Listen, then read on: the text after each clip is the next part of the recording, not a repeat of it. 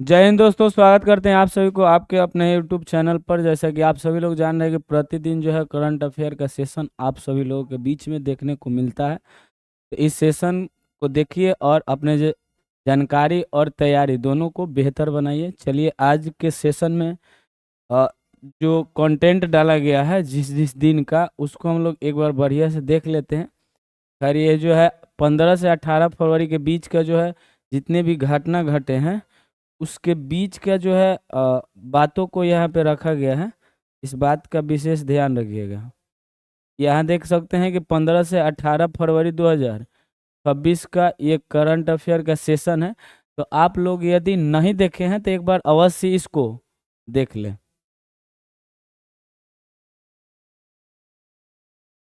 हाँ, प्रतिदिन की बात ही आज भी जो है प्रीवियस क्लास का ये जो क्वेश्चन है, पिछले क्लास में हम बताए थे आप लोगों को कमेंट बॉक्स में बताने के लिए कि इस क्वेश्चन का जवाब देने के लिए कि नीति आयोग द्वारा एक जारी किया जाता है निर्यात तत्परता सूचकांक, जिसको हम लोग एक्सपोर्ट प्रीपेयर्डनेस इंडेक्स कहते हैं, जो 2024 में बिहार का समग्र रूप से कौन सा स्थान रहा है। समग्र मतलब पूरे राज्य में, राज्य और केंद्र शासित प्रदेश दोनों, तो स्टेट और यूटी दोनों को मिला करके कितना रहा है, कौन सा स्थान रहा है। हम पहले भी पढ़ा चुके हैं कि इसका स्थान कौन रहा है, 16वां रहा है। तो इस बात का आप लोग विशेष ध्यान रखिएगा, क्योंकि प्रत्येक बिहार के एग्जाम के लिए क्या है, महत्वपूर्ण है।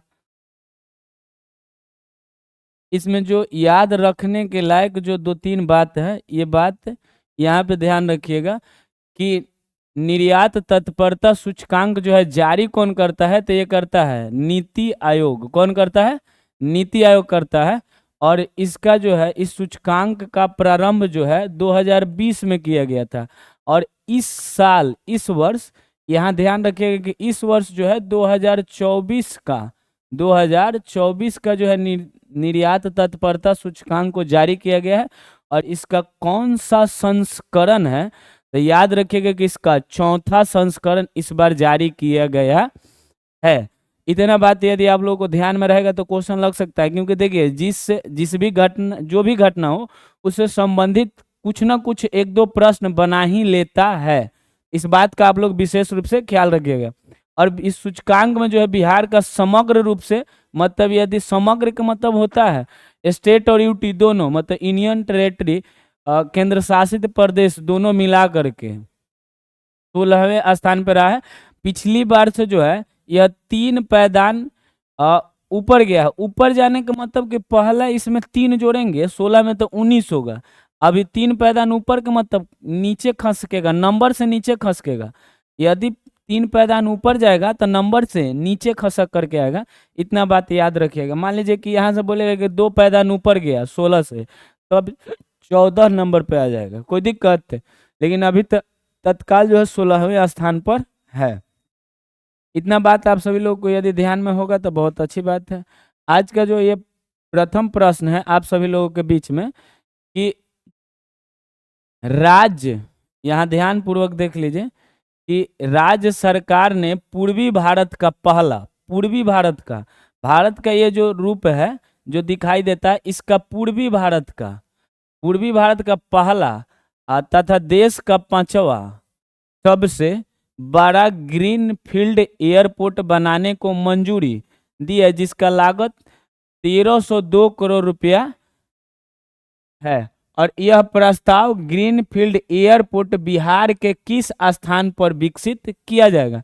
और जो है यह जो है ग्रीन फील्ड एयरपोर्ट जिसका लागत 1302 करोड़ रुपया है, तो वह जो है बिहार के किस स्थान पर जो है बनाया जाएगा, तो वह सोनपुर सारण में बनाया जाएगा। कहाँ बनाया जाएगा, सोनपुर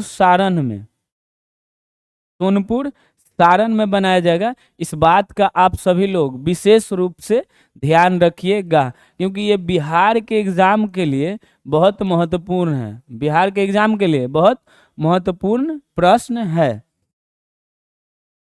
चलिए इसके बारे में थोड़ा बहुत देख लेते हैं। यहाँ ध्यान दीजिएगा कि बिहार सरकार ने सारण जिले के सोनपुर क्षेत्र में एक ग्रीनफील्ड एयरपोर्ट विकसित करने का स्वीकृति प्रदान किया है। और यह कौन सरकार स्वीकृति प्रदान किया है? तो बिहार सरकार।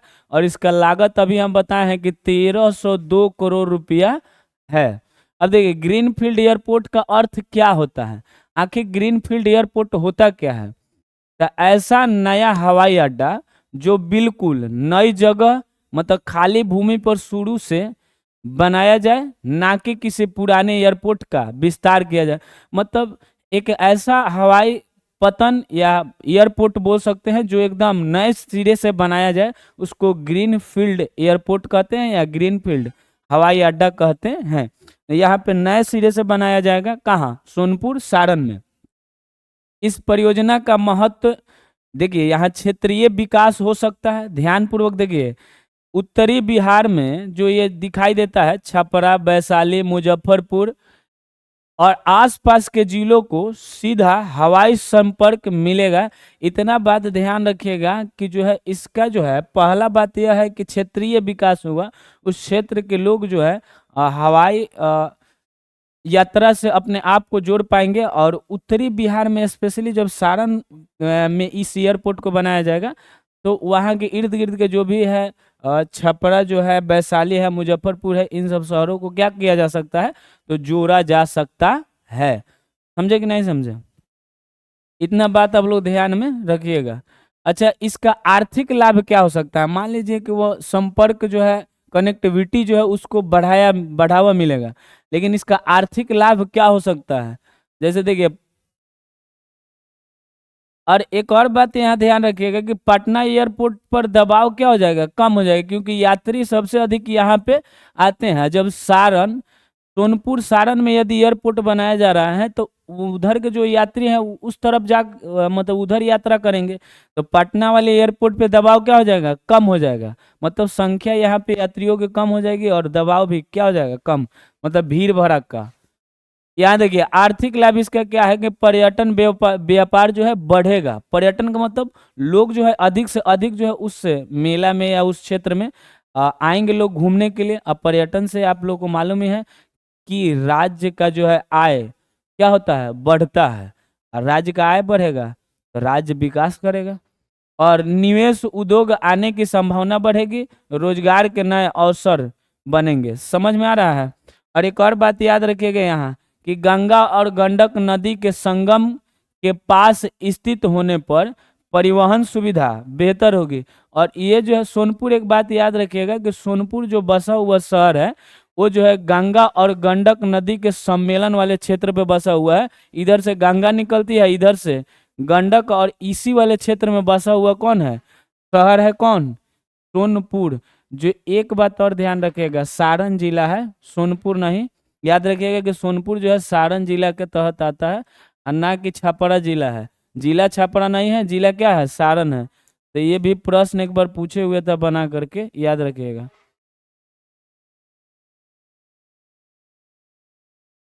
यह दूसरा प्रश्न यह है कि हाल ही में बिहार सरकार द्वारा किस जिले की बंद पड़ी सासामूसा चीनी मिल को पुनः शुरू करने की कवायदा तेज की गई है और यह चीनी मिल बिहार के किस जिले में स्थित है?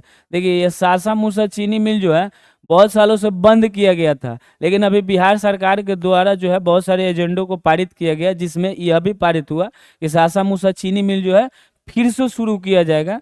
वह किस जिले में है? तो वह है गोपालगंज में। कहाँ है? सासामूसा चीनी मिल कहाँ है? गोपालगंज में। तो ये बात ध्यान में रखिएगा। थोड़ा सा इसके बारे में भी आप लोग जान लीजिए कि सासामूसा जो चीनी मिल है वो कहाँ है?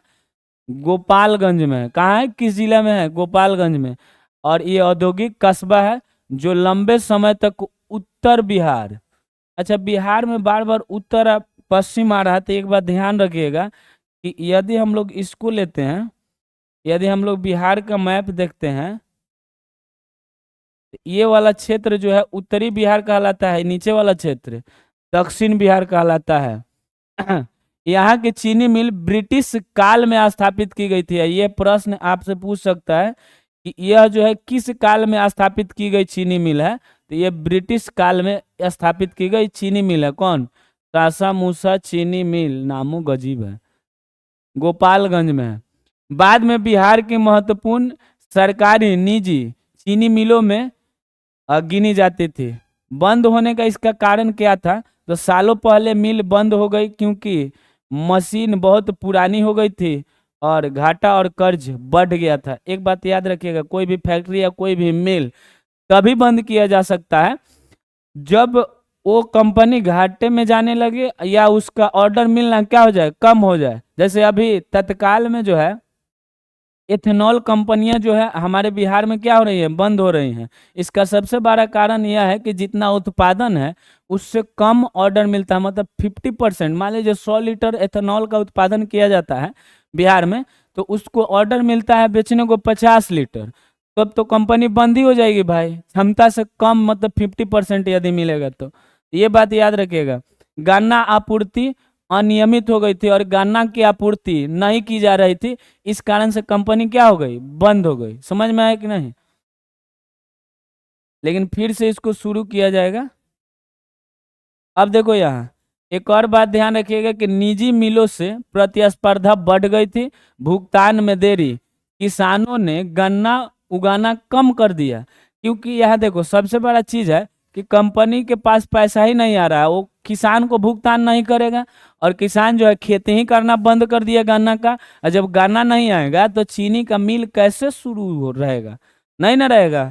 तो इस कारण से तो देखिए अग्रिम भुगतान एक होता है। अग्रिम भुगतान का मतलब होता है किसान को पहले ही पैसा दिया जाए कि ताकि गन्ना उगा सके, तो समय से पहुंचाएगा वो मिल में गन्ना को, तो चीनी उत्पादन समय से हो सकता था।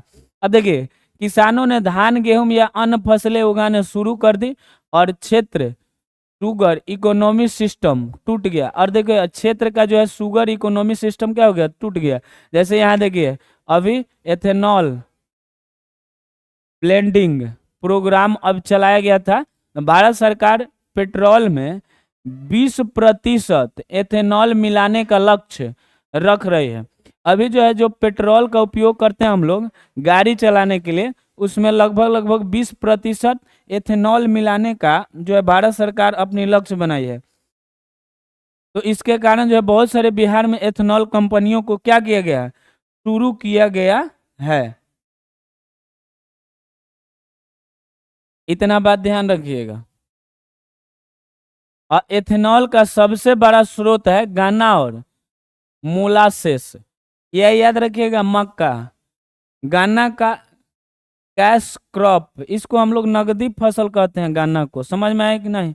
एमएसपी जैसी राज्य सलाहकार मूल्य मिलती है। जैसे कि देखो इस पे एमएसपी भी मिलता है, मिनिमम सपोर्ट प्राइस भी दिया जाता है, किसके द्वारा, सरकार के द्वारा। और ये एक अलग चीज है, इकोनॉमी का टॉपिक है तो उसको बाद में समझेंगे।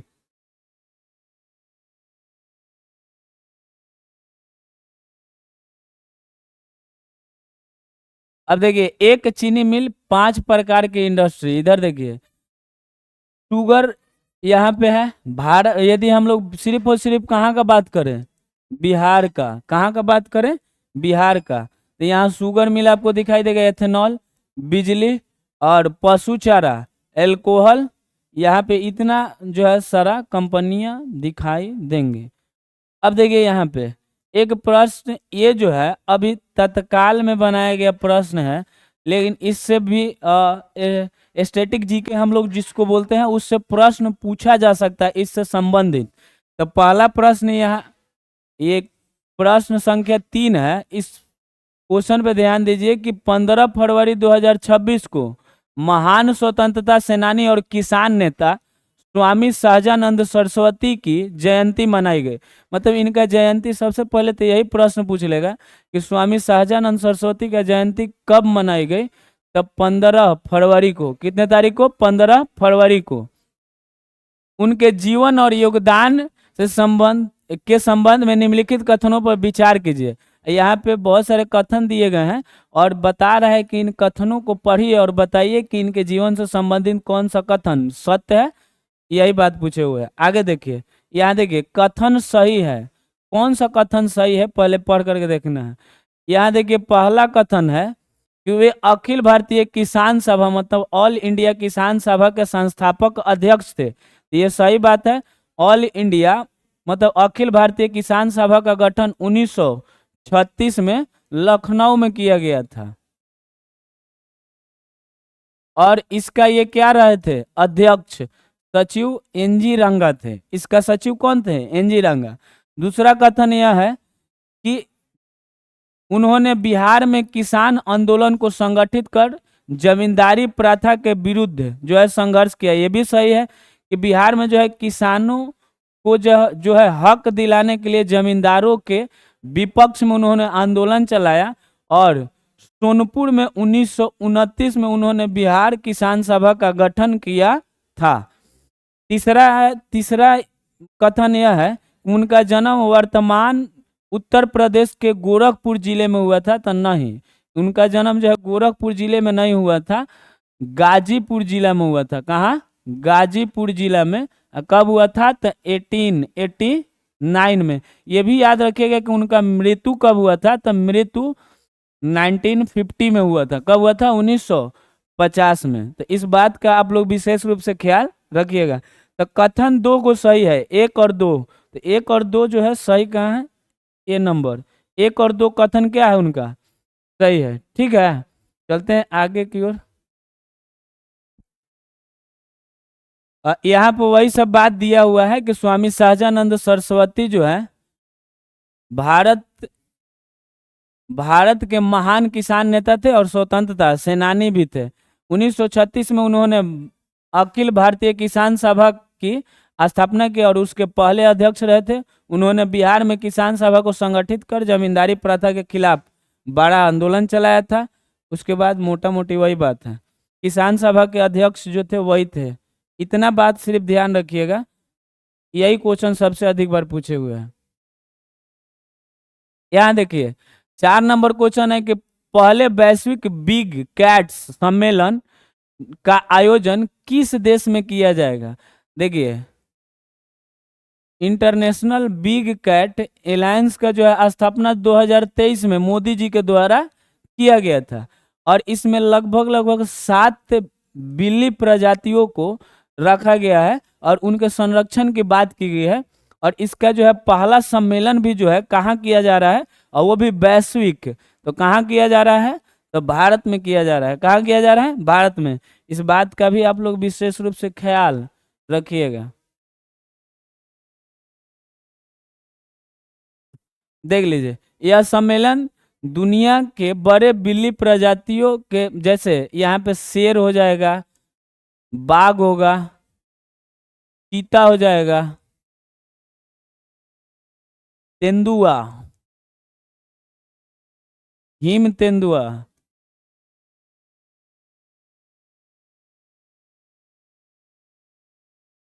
जेगुआर, और उसके बाद एक और है प्यूमा। ये 7 प्रकार के जाति हैं, 1 2 3 4 5 6 और 7 बिल्ली प्रजातियों के जो है संरक्षण के लिए एलायंस को बनाया गया। अब भारत के पास जो है विश्व की सबसे बड़ी बाघ आबादी है, इसलिए भारत इस पहल का नेतृत्व कर रहा है और इसका उद्देश्य अंतर्राष्ट्रीय सहयोग बढ़ा करके विलुप्त प्रायः प्रजातियों को क्या करना है, बचाना है। और इस बार का इस जो सम्मेलन है इसका जो है नारा यही है कि सबसे ज्यादा टाइगर सम्मेलन का लीडर भारत। समझ में आ गया कि नहीं आया, इस बात पे आप लोग ख्याल रखिएगा। आगे आ जाते हैं हम लोग कि केंद्र सरकार द्वारा हाल ही में बजट 2026-27, ये केंद्र सरकार के बजट की बात कर रहा है। तो 26-27 में प्रस्तावित जैव फार्मा शक्ति मतलब बायो फार्मा शक्ति योजना के लिए अगले 5 वर्षों में कितना धनराशि का प्रावधान किया गया है। मतलब बायो फार्मा शक्ति के लिए जो है भारत सरकार कितनी राशि आवंटित की है अपनी बजट में, कितनी राशि आवंटित की है अपनी बजट में। इसका जो है आंकड़ा है 10,000 करोड़ रुपया की राशि जो है आवंटित की है अपने आंकड़ा में। कौन, भारत सरकार। और बजट 2026-27 में, ये बात हम कई बार बता चुके हैं, ये बच्चों वाला बात है कि वित्तीय वर्ष को 26-27 इसलिए लिखा जाता है, इस बात पे ध्यान रखिएगा, क्योंकि हम लोग जो है 1 अप्रैल से अपने वार्षिक मतलब वित्तीय वर्ष को जोड़ते हैं और 31 मार्च तक जाते हैं। तो यदि हम लोग 2026 के 1 अप्रैल से शुरू करेंगे तो 31 मार्च 2027 तक पहुंचेंगे। इसलिए ये जो है बजट को कभी भी 2 वर्षों का जो है संज्ञा दिया जाता है। इतना बात याद रखिएगा।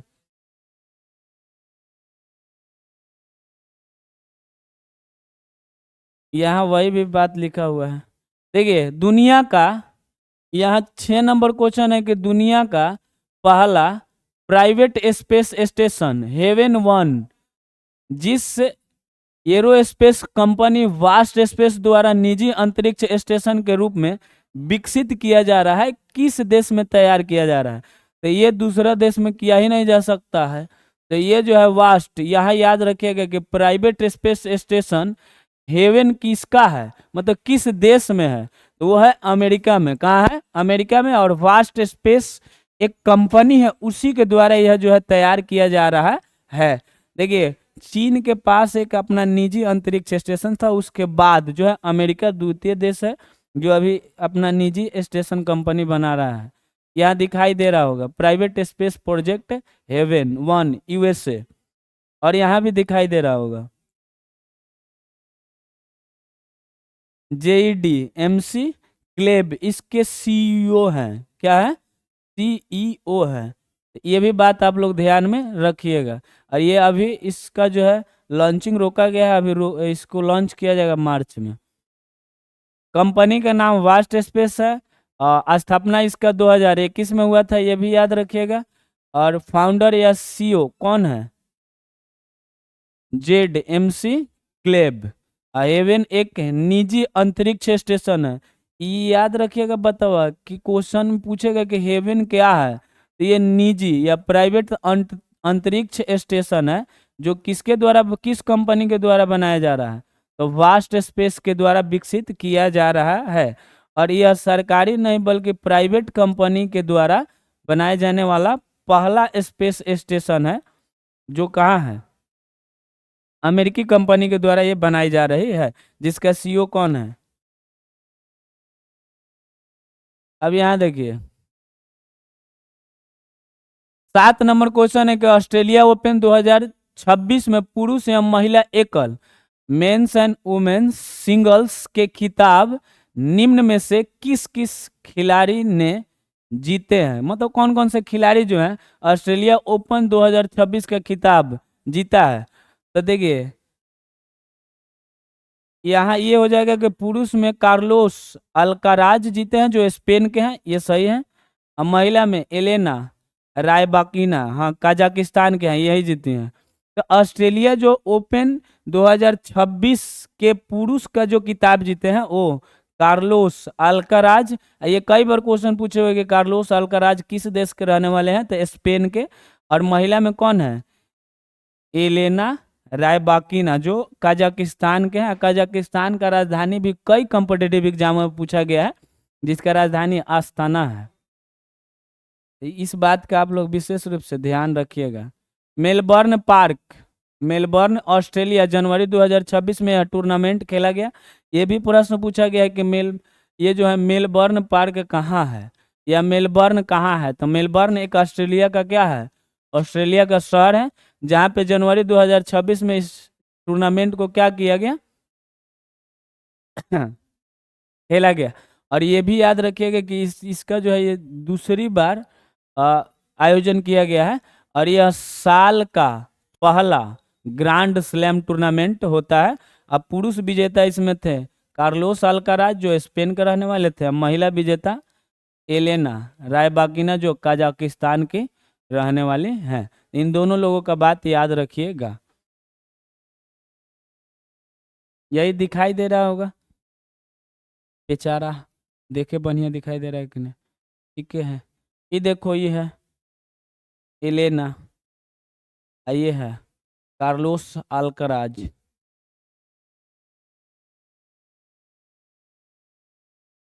यहाँ पे देखिए प्रश्न दिखाई दे रहा है ना? नहीं दे रहा है, थोड़ा बहुत दिखाई दे रहा होगा। अच्छा यहाँ ध्यान से देखिएगा तो दिखाई देगा। प्रश्न नंबर 8 है कि सुशासन भविष्य की सरकारों और वैश्विक नीतिगत मुद्दा पर चर्चा के लिए आयोजित वर्ल्ड गवर्नमेंट समिट 2026 का आयोजन किस देश में जो है 3 से 5 फरवरी 2026 तक किया गया। याद रखिएगा कि वर्ल्ड में जो है government summit 2026, world government summit 2026 Dubai UAE में किया गया है। और वहाँ पे बहुत सारे देशों का जो है सरकार जाते हैं और उनको यह बात बताया जाता है कि विश्व में जो है सुशासन का स्थापना होना चाहिए। सुशासन का मतलब, सु का मतलब होता है अच्छा, शासन मतलब वो नीति, समझ में आया कि नहीं। तो अच्छा नीति होना चाहिए किसी भी देश का। तो इसके लिए जो है सम्मेलन एक रखा गया, जो कहाँ रखा गया, दुबई संयुक्त अरब अमीरात में। और ये कब से कब तक था, तो 3 से 5 फरवरी 2026 को। तो ये भी बात याद रखिएगा कि जो है वर्ल्ड गवर्नमेंट समिट कहाँ आयोजित किया गया, तो दुबई। कहाँ किया गया है, तो दुबई संयुक्त अरब अमीरात में। जो इस यहाँ पे आप लोगों को यह जो है चित्र दिखाई दे रहा है, समझ में आया कि नहीं। अब यहाँ देख लीजिए स्थान कहाँ है, तो दुबई, देश संयुक्त अरब अमीरात, तिथि 3 से जो है 5 फरवरी तक इसका आयोजन किया गया। यह भी बात याद रखिएगा कि यह सम्मेलन हर वर्ष दुबई यूएई में ही आयोजित किया जाता है। मतलब वर्ल्ड गवर्नमेंट समिट 2026 इस बार आयोजन यहाँ किया गया। ऐसा नहीं है, प्रत्येक वर्ष जो है वर्ल्ड गवर्नमेंट समिट जो है आयोजन दुबई में ही किया जाता है। 2024-25 संस्करण भी दुबई में आयोजित हुए थे। और यानी इसका अस्थाई मेजबान शहर कौन है, तो दुबई है। अस्थाई मेजबान का मतलब होता है अस्थाई रूप से इस समिट को जो है कंडक्ट कौन से शहर में किया जाता है, तो दुबई में किया जाता है। और किस देश में है, तो संयुक्त अरब अमीरात में है। ये बात याद रखिएगा। और ये भी क्वेश्चन पूछ सकता है कि इसका अध्यक्षता या नेतृत्व किसने किया, तो यूएई गवर्नमेंट, मतलब संयुक्त राज्य या संयुक्त राज्य अमीरात, संयुक्त राष्ट्र अमीरात ने, की सरकार ने इसका क्या किया है, नेतृत्व की है। ये भी बात आप लोग ध्यान में रखेंगे। बाकी जो है इसका उद्देश्य जो है अभी बता ही दिए कि सुशासन, भविष्य की सरकार को, और टेक्नोलॉजी, एआई, जलवायु, अर्थव्यवस्था जैसे वैश्विक मुद्दों पर चर्चा करना है। समझ में आया कि नहीं। अब कहीं भी देखिए सम्मेलन में एआई को घुसेड़ दिया जा रहा है। अब यहाँ देखिए 9 नंबर क्वेश्चन है कि हाल ही में सुप्रीम कोर्ट ने पेन्योर, यहाँ पेन्योर होगा, नदी जल विवाद को सुलझाने के लिए तमिलनाडु और किस राज्य के बीच एक समर्पित जल विवाद न्यायाधिकरण गठन करने का निर्देश दिया है। देखिए कभी भी याद रखिएगा कि जल जो विवाद होता है, जल विवाद, तो दो राज्यों में जो एक ही नदी यदि दो राज्य में प्रवाहित हो रही है तो उसके जल के बंटवारा के लिए विवाद होता है। और ये जो पेन्नोर नदी है ये दो राज्यों से होकर के गुजरती है, एक तो केरल और दूसरा तमिलनाडु। तो केरल और तमिलनाडु के बीच में इसका क्या है, विवाद है। इतना बात ध्यान में रखिएगा। और इसके लिए न्यायाधिकरण की स्थापना की गई है। यहाँ सॉरी केरल नहीं होगा, कर्नाटक होगा।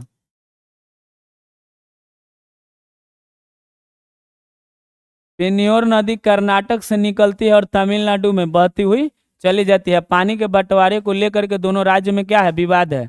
और इसलिए सुप्रीम कोर्ट ने जनवरी 2026 में एक वाटर डिस्ट्रीब्यूट से ट्रिब्यूनल बनाने का निर्देश दिया है। मतलब याद रखिएगा कि सुप्रीम कोर्ट का यही काम है सिर्फ और सिर्फ कि यह निर्देश दे सकता है, किस लिए, निर्देश दे सकता है स्थापना करने के लिए, क्या चीज के, समिति का गठन करने के लिए। ना कि वो जो है यह भी कर सकता है, उसका फैसला नहीं सुना सकता है। नदी जल विवाद में जो है सुप्रीम कोर्ट जो है उसके बीच में नहीं आ सकता है। इतना बात याद रखिएगा क्योंकि वह राज्य सूची का विषय होता है, नदी और नदी जल विवाद दोनों। इतना बात ध्यान में रखिएगा। तो इसलिए न्यायाधिकरण का उसमें किसी भी प्रकार का कोई रोल नहीं होता है। यहाँ है कि स्वच्छ ऊर्जा, हरित परिवहन एवं शून्य उत्सर्जन, मतलब जीरो इमिशन, सार्वजनिक परिवहन को बढ़ावा देने की दिशा में महत्वपूर्ण कदम के रूप में भारत में पहली बार हाइड्रोजन ईंधन से चलने वाली बसों को किस शहर में शुरू किए जाने की योजना चालू की गई है या योजना प्रारंभ की गई है? तो ये कोचीन में है। कहाँ है? कोचीन। और ये किस राज्य में है? तो ये केरल में है। कहाँ है? कोचीन, केरल में है। इतना बात आप लोग ध्यान में रखिएगा। यहाँ देखिए, क्वेश्चन नंबर 11 है कि केंद्र सरकार ने हाल ही में देश के प्रमुख आर्थिक सूचकांकों को ज्यादा सटीक बनाने के लिए उनके आधार वर्ष मतलब बेस ईयर में बदलाव किया है। और इस संदर्भ में सही कथन कौन सा है? याद रखिएगा कि बेस ईयर उसी को कहते हैं जिसपे वास्तविक आय या वास्तविक और जीडीपी निकाला जाता है। जैसे कि हम लोग का पहले जो था बेस ईयर सीपीआई या आईआईपी का कि कौन सा था? तो 2011-12 था। लेकिन इस बार जो है इसका बदल दिया गया। सीपीआई का जो है बेस ईयर कर दिया गया है 2024 और आईआईपी का जो है बेस ईयर 2022-23 कर दिया है। मतलब 2022-23 में रेट के अनुसार इसका गणना किया जाएगा। और इसका जो सीपीआई का गणना जो है किया जाएगा कब कि कब को बेस ईयर बना करके 2024। समझ में आया कि नहीं? सीपीआई का मतलब होता है कंज्यूमर प्राइस इंडेक्स। इसका मतलब होता है इंडेक्स ऑफ। आईआईपी का मतलब इंडेक्स ऑफ इंडस्ट्रियल प्रोडक्शन। कोई दिक्कत? यहाँ देखिए, अंतरराष्ट्रीय कॉस्मेटिक ब्रांड मेबेलिन न्यूयॉर्क ने भारत में अपने ब्रांड को बढ़ावा देने के लिए किस अभिनेत्री को भारत के लिए अपना ब्रांड एम्बेसडर नियुक्त किया है? मतलब जो है अंतरराष्ट्रीय कॉस्मेटिक ब्रांड जो है भारत में अपने ब्रांड को बढ़ावा देने के लिए किस अभिनेत्री को जो है ब्रांड एम्बेसडर नियुक्त किया है? तो यह है कियारा आडवाणी। तो कियारा आडवाणी को जो है अंतरराष्ट्रीय कॉस्मेटिक ब्रांड का ब्रांड एम्बेसडर नियुक्त किया गया है। लेकिन याद रखिएगा वैश्विक लेवल के लिए नहीं, सिर्फ और सिर्फ भारत के लिए नियुक्त किया गया ताकि उसके प्रचार प्रसार को कर सके। 13 नंबर यह है क्वेश्चन कि नासा ने हाल ही में चंद्रमा के लिए प्रस्तावित आर्टेमिस सेकंड मिशन को मार्च तक टालने का निर्णय लिया। इस मिशन को टालने का प्रमुख कारण क्या है? तो इससे तो पहले प्रश्न एक यही बना लेगा कि आर्टेमिस जो है, आर्टेमिस सेकंड जो है, यह जो मिशन है क्या चीज का मिशन है? तो ये चांद मिशन है। समझ में आया? दूसरा प्रश्न यह बना सकता है कि यह किस देश का मिशन है? तो कहाँ का है? यूएसए, मतलब अमेरिकी मिशन है। तीसरा बात यह है कि यह अभी जो है इसको टाल दिया गया है, फरवरी में ही इसको लॉन्च किया जाना था। लेकिन टालने का इसका सबसे बड़ा कारण यह है कि ईंधन भरने के दौरान जो हाइड्रोजन लीक का पता चलना, मतलब ईंधन जब भरा जा रहा था तो हाइड्रोजन लीक का पता चला, जिसके कारण इस मिशन को क्या कर दिया गया? स्थगित कर दिया गया। अब इसे मार्च में जो है लॉन्च किया जाएगा। इतना बात आप लोग ध्यान में रखिएगा। अब यहाँ देखिए, पूर्वी वायु कमान ईस्टर्न एयर कमांड के नए प्रमुख के रूप में हाल ही में किस वरिष्ठ वायुसेना अधिकारी को नियुक्त किया गया है? तो वो किया गया है इंद्रपाल सिंह बालिया, जो पंजाब के रहने वाले हैं। तो याद रखिएगा, पूर्वी वायु कमान का प्रमुख किनको नियुक्त किया गया है? तो भारत के जो है 4 कमांड हैं। पूर्वी कमान के लिए यहाँ बात कर रहे हैं, तो पूर्वी कमान के लिए किनको नियुक्त किया गया है? इंद्रपाल सिंह बालिया, जो पंजाब के रहने वाले हैं। अब यहाँ देख लीजिए, 5वां रूसीमा ऑरेंज फेस्टिवल हाल ही में भारत के किस राज्य में आयोजित किया गया? तो याद रखिएगा कि कौन सा फेस्टिवल का बात कर रहा है? तो रूसीमा ऑरेंज फेस्टिवल। इसका कौन सा संस्करण? तो 5वीं बार किया गया है। भारत के किस राज्य में आयोजित किया गया है? जिसका उद्देश्य है स्थानीय संतरे मतलब ऑरेंज की खेती को बढ़ावा देना और किसानों की आय में वृद्धि करना। मतलब ऑरेंज का जो खेती किया जाता है उसके लिए इस फेस्टिवल को आयोजित किया जाता है कि लोग दुनिया भर से आकर के इस फेस्टिवल में या महोत्सव में शामिल हो और यहाँ के लोगों के बारे में, उत्पाद के बारे में जाने कि अधिक से अधिक बिक्री हो ताकि किसानों की आय में वृद्धि हो। तो यह जो है नागालैंड में मनाया गया था। याद रखिएगा कि नागालैंड जो है, इससे एक और ऐसे स्टैटिक प्रश्न पूछ लेता है कि असम से अलग होकर के 1 दिसंबर 1 दिसंबर 1963 को जो है यह भारत का 16वां राज्य के रूप में जो है स्थापित किया गया था। तो ये बात याद रखिएगा। और भारत का यह एक इकलौता राज्य है जिसका अपना राज्य भाषा जो है अंग्रेजी है। राजभाषा क्या है? अंग्रेजी है। ये भी बात याद रखिएगा। राजभाषा क्या है? इंग्लिश है।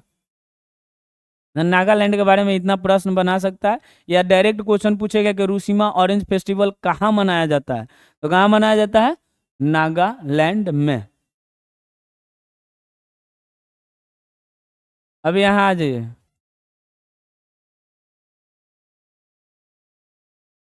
हाल ही में सेशेल्स के राष्ट्रपति पैट्रिक हार्मिनी 5 से 10 फरवरी तक, यहाँ याद रखिएगा कि ये कौन सा देश है, तो ये देश है सेशेल्स। कौन सा है? सेशेल्स। तो ये देश है सेशेल्स, और यहाँ के राष्ट्रपति हैं जिनका नाम है पैट्रिक हार्मिनी, जो 5 से 10 फरवरी तक भारत की आधिकारिक यात्रा पर थे। यह यात्रा भारत और सेशेल्स के संबंधों के किस पक्ष को सुदृढ़ करने की दिशा में महत्वपूर्ण मानी जा रही है? तो ये जो है समुद्री सुरक्षा और द्विपक्षीय सहयोग के रूप में मानी जा रही है। आखिर जो किसी भी देश के राष्ट्रपति किसी देश का आधिकारिक यात्रा कर रहे हैं, उसके पीछे कुछ ना कुछ अपना लक्ष्य होता है। एक और बात याद रखिएगा कि क्वेश्चन पूछ लेता है कि सेशेल्स की राजधानी कहाँ है, तो सेशेल्स की राजधानी जो है विक्टोरिया है। कहाँ है? विक्टोरिया। कोई दिक्कत? और यह किस महादेश में ये देश है, तो ये अफ्रीकी महादेश में है। ये अफ्रीकी महादेश का एक देश है। इतना बात आप लोग ध्यान में रखिएगा। अब यहाँ देखिए, जन जागरूकता बढ़ाने एवं कैंसर की रोकथाम और पहचान उपचार के प्रति वैश्विक स्तर पर लोगों को जागरूक करने के उद्देश्य से विश्व कैंसर दिवस हर साल किस तिथि को मनाया जाता है? ये कुछ नहीं है। विश्व कैंसर दिवस कब मनाया जाता है? ये 4 फरवरी को मनाया जाता है। याद रखिएगा। अभी आने वाले 28 फरवरी को विज्ञान दिवस मनाया जाता है। अरे वैलेंटाइन डे याद में नहीं रखना, एकरो याद रखो, एग्जाम में ये क्वेश्चन पूछता है। समझ में आया कि नहीं? याद। अब यहाँ देखिए, 7 शिखर पर्वतारोहण अभियान के अंतर्गत, देखिए पर्वतारोहण का मतलब होता है पर्वत पर चढ़ाई करने का जो अपना लक्ष्य जो निर्धारित करता है, और जो चढ़ने वाला उसको बोलते हैं पर्वतारोही। समझ में आया कि नहीं? के अंतर्गत भारतीय पर्वतारोह रोही कबाक यानो ने हाल ही में, ध्यान रखिएगा कि भारत के पर्वतारोही जिनका नाम क्या है, कबाक यानो, ने हाल ही में दक्षिण अमेरिका की सबसे ऊंची चोटी जिसका नाम है माउंट एकांकागुआ। क्या नाम है? माउंट एकांकागुआ। यह भी क्वेश्चन पूछे हुए हैं कि दक्षिण अमेरिका के सबसे ऊंची चोटी कौन सी है, तो माउंट एकांकागुआ है।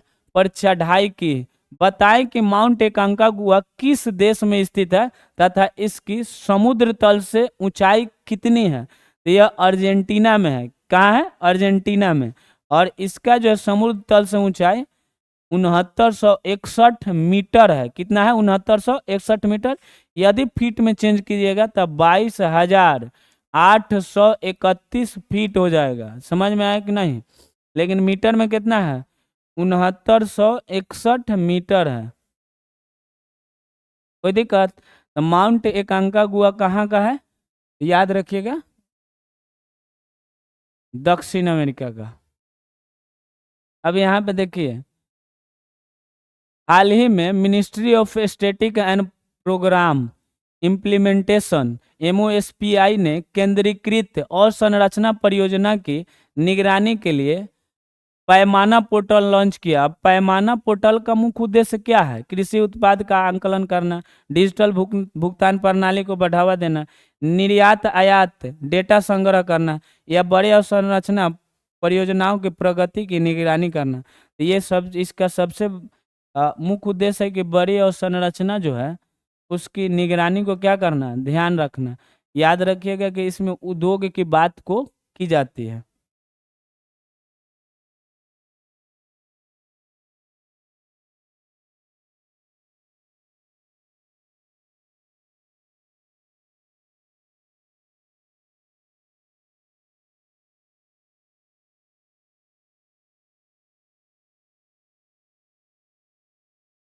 क्वेश्चन नंबर 20 है कि हाल ही में यूरोपीय संघ यूरोपीय यूनियन भारत का 22वां मुक्त व्यापार समझौता भागीदार बना है। निम्नलिखित में से कौन सा कथन मुक्त व्यापार समझौता के संबंध में सही है?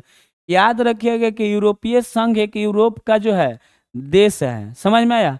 और भारत के साथ जो है मुक्त व्यापार समझौता किया है।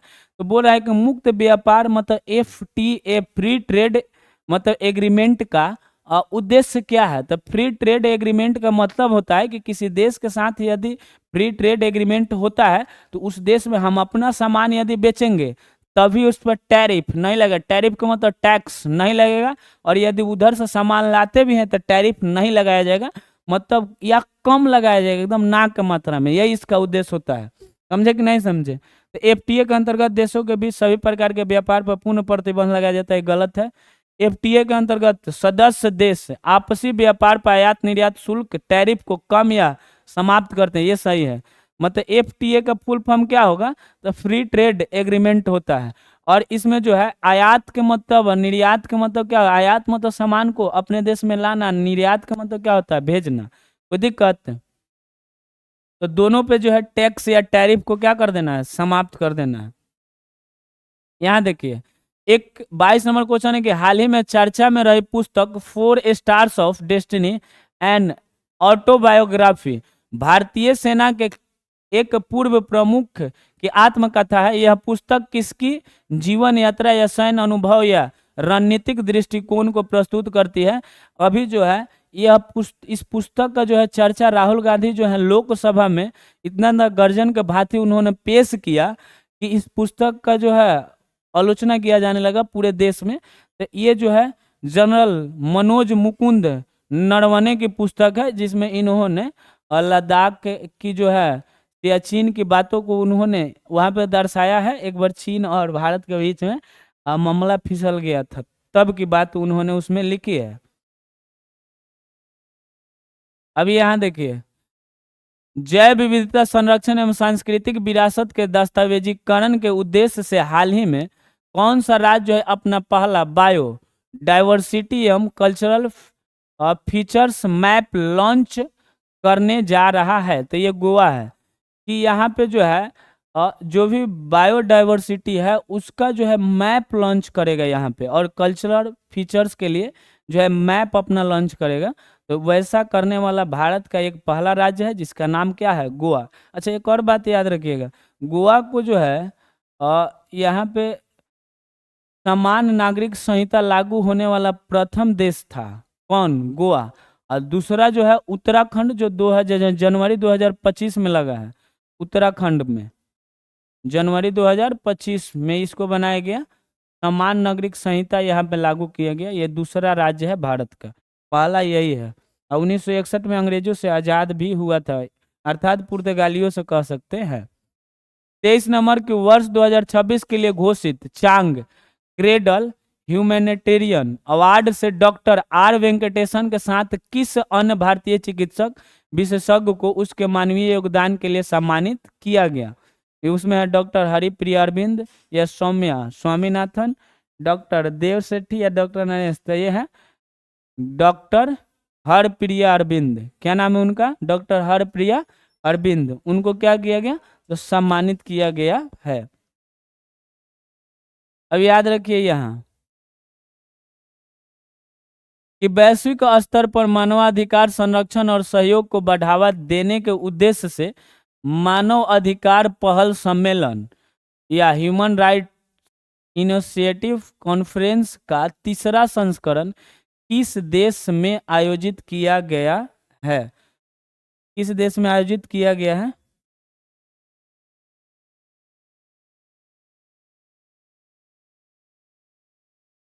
तो यह सऊदी अरब में आयोजित किया गया। कहाँ किया गया है?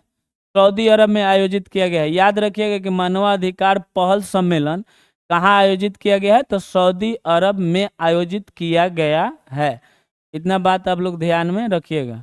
अब यहाँ है सांख्यिकी एवं कार्यक्रम क्रियान्वयन मंत्रालय, मतलब MOSPI ने महंगाई दर की गणना को अधिक यथापरक बनाने हेतु उपभोक्ता सूचकांक मतलब सीपीआई का आधार वर्ष 2012 से बदल करके कितना किया है, तो अभी हम पीछे बताएंगे। सीपीआई का आधार वर्ष जो है 2011-12 से बदल करके 2024 कर दिया गया है, इस बात पे ध्यान रखिएगा।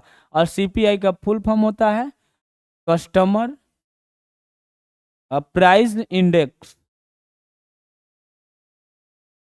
26 नंबर क्वेश्चन है कि हाल ही में कौन सा प्रमुख भारतीय बंदरगाह भारतीय हरित भवन परिषद से प्लेटिनम रेटिंग प्राप्त करने वाला पहला प्रमुख बंदरगाह बन गया है? तो ये जो है तूतीकोरिन बंदरगाह जो तमिलनाडु में है, जिसका नाम है वीओ चिदम्बर नार बंदरगाह। ये कहाँ है? तमिलनाडु में है। और ये कृत्रिम बंदरगाह है, ये भी क्वेश्चन पूछे हुए था कि कैसा बंदरगाह है? कृत्रिम बंदरगाह है। कैसा बंदरगाह है ये? तो ये कृत्रिम बंदरगाह है, मतलब मानव के द्वारा निर्मित किया गया और गहराइयों में सबसे प्रमुख स्थान रखने वाला बंदरगाह है। अगला क्वेश्चन यह है कि हीरो के व्यापार को पारदर्शी एवं संघर्ष मुक्त मतलब कॉन्फ्लिक्ट फ्री बनाए रखने के उद्देश्य से संचालित किम्बर्ली प्रक्रिया या किम्बर्ली प्रोसेस के लिए 2026 के अध्यक्ष किस देश को नियुक्त किया गया है? यह है भारत। किम्बर्ली प्रक्रिया, इसमें कच्चा हीरा का जो है आयात और निर्यात पर रोक लगाया जाता है, और इसके लिए इस वर्ष 2026 के लिए अध्यक्ष देश किसे नियुक्त किया गया है? तो भारत को किया गया। और ये हमारे भारत के किसी भी एग्जाम के पर्पज से बहुत महत्वपूर्ण है। समुद्री जैव विविधता के क्षेत्र में और शोधकर्ताओं ने हाल ही में समुद्री कीड़ों की समुद्री कीड़ों की दो नई प्रजाति की खोज भारत के किस राज्य के तटीय क्षेत्र में किया है? तो पश्चिम बंगाल के तटीय क्षेत्र में किया है, जो यहाँ आप लोगों को दिखाई देगा। ये जो पश्चिम बंगाल वाला ये जो क्षेत्र है, इसी वाले तटीय क्षेत्र में जहाँ कलकत्ता दिखाई देता वहीं पे किया गया है दो नई कीड़ों की प्रजातियों का खोज। 29 हाल ही में जारी एक वैश्विक रिपोर्ट के अनुसार सक्रिय स्मार्टफोन उपयोगकर्ताओं की संख्या के मामले में भारत विश्व में कौन से सबसे बड़ा देश बन गया? पहला देश चीन है, तो दूसरे स्थान पर कौन है? भारत है। मतलब स्मार्टफोन जो है उपयोग करने में भारत का कौन स्थान है? दूसरा। समझ में आया कि नहीं? पूरे विश्व में पहला स्थान पर कौन है? तो चीन है। इतना बात आप लोग ध्यान में रखिएगा। अब यहाँ देखिए, दुर्लभ बीमारी पर अनुसंधान एवं उपचार को बढ़ावा देने के उद्देश्य से हाल ही में किस देश ने अपना पहला नेशनल बायो बैंक लॉन्च किया है? नेशनल बायो बैंक लॉन्च करने वाला पहला देश भारत बना है। भारत। एक बार आंसर कंफर्म कर लेते हैं। भारत ही है। तो ये बायो बैंक लॉन्च करने वाला पहला देश कौन बना है? तो भारत बना है। मतलब किसी भी बीमारी को उसका मतलब जांच पड़ताल करने के लिए एक बायो बैंक स्थापित किया गया है। अभी देखिए यहाँ आर्टिफिशियल इंटेलिजेंस मतलब एआई के क्षेत्र में सहयोग और नवाचार को बढ़ावा देने के उद्देश्य से आयोजित भारत बोध एआई सम्मेलन 2026 का आयोजन किस शहर में किया जा रहा है? तो भारत जो है बोध एआई सम्मेलन दिल्ली में किया जा रहा है। कहाँ किया जा रहा है? तो दिल्ली में किया जा रहा है। भारत बोध एआई सम्मेलन कहाँ किया जा रहा है? तो दिल्ली में किया जा रहा है। ये याद रखिएगा। 32 नंबर महिलाओं की वित्तीय सुरक्षा और सामाजिक सशक्तिकरण को ध्यान में रखते हुए स्त्री सुरक्षा योजना किस राज्य सरकार के द्वारा प्रारंभ किया गया है? तो स्त्री सुरक्षा योजना जो है किस राज्य सरकार के द्वारा प्रारंभ किया गया है? यह है केरल के द्वारा। किसके द्वारा? केरल के द्वारा प्रारंभ किया गया है। एक बात और याद रखिएगा, बुजुर्गों के लिए अपने बजट में अलग से राशि प्रदान करने वाला प्रथम राज्य भी कौन बना है? तो केरल ही बना है कि बुजुर्ग लोगों को पेंशन उनके सुरक्षा के लिए जो भी राशि होगा वो प्रदान करेंगे। अब यहाँ देखिए 33 नंबर के अपराध नियंत्रण एवं कानून व्यवस्था को मजबूत करने के उद्देश्य से ऑपरेशन प्रहार का दूसरा चरण किस राज्य सरकार के द्वारा लॉन्च किया गया है? ध्यान रखिएगा कि अपराध नियंत्रण को और कानून व्यवस्था को बनाए रखने के लिए ऑपरेशन प्रहार, तो सबसे पहले तो यही पूछेगा कि ऑपरेशन प्रहार किस राज्य का ऑपरेशन है या योजना है, तो पंजाब सरकार का। किससे संबंधित है, तो अपराध नियंत्रण और कानून व्यवस्था को मजबूत करने से। तो इसका आंसर सही उत्तर क्या हो जाएगा, पंजाब। यहाँ देखिए 13 फरवरी 2026 को भारत की प्रख्यात स्वतंत्रता सेनानी एवं कवयित्री सरोजिनी नायडू की कौन सी जयंती मनाई गई, जो उत्तर प्रदेश के पहली महिला राज्यपाल रह चुकी थी। तो ये भी क्वेश्चन पूछता है कि सरोजिनी नायडू किस राज्य के पहली महिला राज्यपाल रह चुकी थी, तो ये थी या बनी थी तो उत्तर प्रदेश के। इनका जयंती कब मनाया गया, तो 13 फरवरी 2026 को। ये कौन सी जयंती था, तो 147वीं बार इनकी जयंती मनाई गई है, 147। अब यहाँ ध्यान रखिए, अंतर्राष्ट्रीय उत्पादकता सप्ताह मतलब नेशनल प्रोडक्टिविटी वीक भारत में प्रतिवर्ष किस तिथि से किस तिथि तक मनाया जाता है।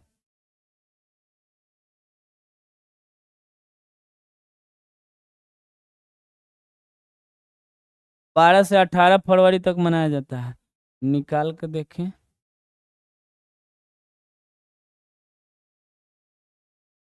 हाँ। प्रतिवर्ष नेशनल प्रोडक्टिविटी वीक कब से कब तक, 12 से 18 फरवरी तक मनाया जाता है। और यहाँ 36 नंबर क्वेश्चन है कि फरवरी 2026 में किस राज्य सरकार ने पहली बार अपना आर्थिक सर्वेक्षण मतलब इकोनॉमिक सर्वे प्रस्तुत किया है, बताइए। उत्तर प्रदेश भारत के बड़े राज्यों में अपना स्थान रखता है और ये जो है 2026 में प्रथम बार आर्थिक सर्वेक्षण जो है पेश किया है, मतलब इकोनॉमिक सर्वे पेश किया है। 37 नंबर क्वेश्चन है कि इंडिया एनर्जी वीक के दौरान oil and gas production company of the year के रूप में FIPI अवार्ड 2025 किस सार्वजनिक क्षेत्र की कंपनी को प्रदान किए गए हैं, तो यह इंडियन ऑयल कॉर्प आई ऑयल को किया गया है, Indian oil sorry oil India limited को किया गया है, OIL इसको किया गया है।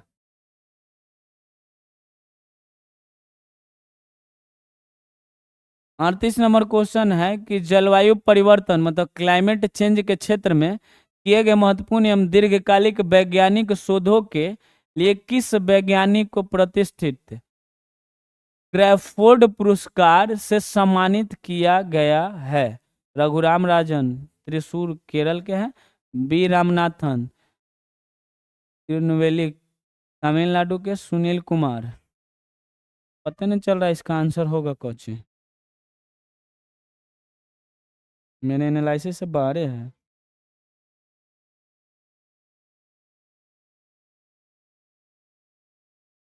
नाम मैंने दिया है पूरा, की होगा ये रामनाथन वीरेंद्र, नाम है इनका, वी दिया है खाली।